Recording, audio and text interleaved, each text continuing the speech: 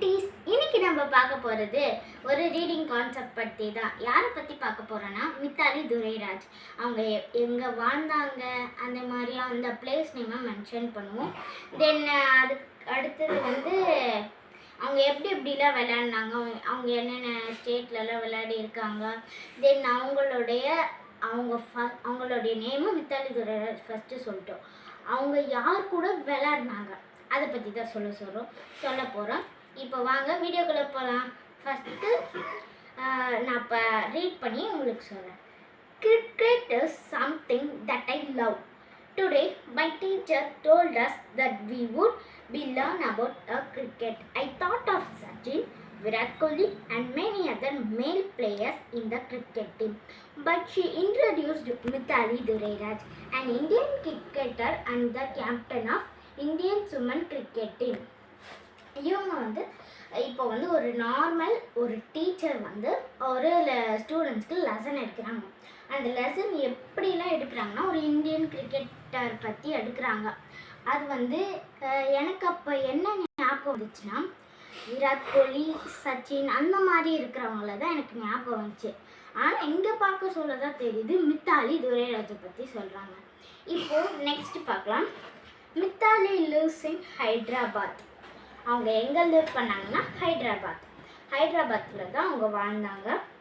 Then she side அவங்க ஒரு ஸ்டேஜில் சொல்லியிருக்காங்க என்னென்னா, one and being compared to Sachin is an absolute privilege.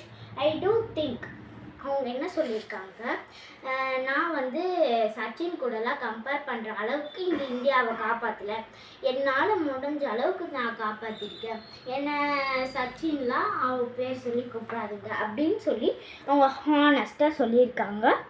பார்த்திங்கன்னா தெரியும். அப்புறம் அவங்க ஒரு test and one day international ODIs. I never thought a woman could play. எனக்கு அவங்க இவ்வளோ விளையாடி இருப்பாங்கன்னு எனக்கு தெரியாது. ஏன்னா ஒரு உமன் சாதிக்க முடியும்ன்றதை இப்போ தான் நான் தெரிஞ்சுக்கிட்டேன்றாங்க. When I learned that Mithali started to play the game at the age of 10.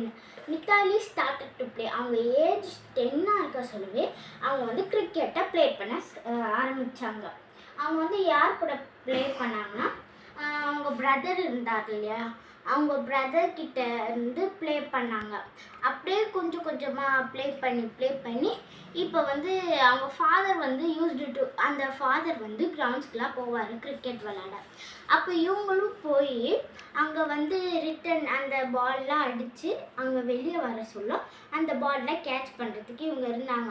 அப்படியே அவங்க கண்டினியூஸாக பண்ணி கொஞ்சம் கொஞ்சமாக பேட்டில் அடித்து அந்த கிரிக்கெட்டில் இதுவாகி இப்போ ஒரு பெரிய கேப்டனாகவே ஆயிருக்காங்கன்னா பார்த்துக்கோங்களேன் எவ்வளோ பெரிய விஷயம்னு. அப்புறம் she was selected for the Indian team at the age of 17. அவங்க எப்போ இந்தியன் டீமில் செலக்ட் ஆகினாங்கன்னா அவங்களுடைய ஏஜ் 17 இருக்க சொல்ல ஸ்டார்ட் பண்ணாங்க. அப்போ கூட அவங்க பாருங்களேன், என்னை சச்சின் கூட கம்பேர் பண்ணக்கூடாதுன்னு சொல்லியிருக்காங்க. ஓகே, இதுலேருந்து நம்ம என்ன தெரிஞ்சுக்கணும்னா, நம்ம ஏஜ் சின்னதாக இருந்தாலும் பரவாயில்ல, நம்ம ஏதாச்சும் சாதிக்கணும்னு நினச்சோன்னா அது கொஞ்சம் கொஞ்சமாக சாதிச்சிடணும், அதை லேட் பண்ணக்கூடாது. இதுதான் இதோட மாரலாக எனக்கு ஃபீல் ஆச்சு. ஓகே, உங்களுக்கு என்ன புரிஞ்சிச்சுன்னு சொல்லி கமெண்ட்டில் சொல்லுங்கள். இப்போ நான் எப்படி சொன்னேனோ கமெண்ட்டில் சொல்லுங்கள். Then like, share, subscribe. இவ்வளோ நேரம் உங்களுக்காக போராட்டேன். ப்ளீஸ் எனக்கு லைக் அண்ட் சப்ஸ்கிரைப் பண்ணிடுங்க. தேங்க்யூ ஃபார் வாட்சிங்.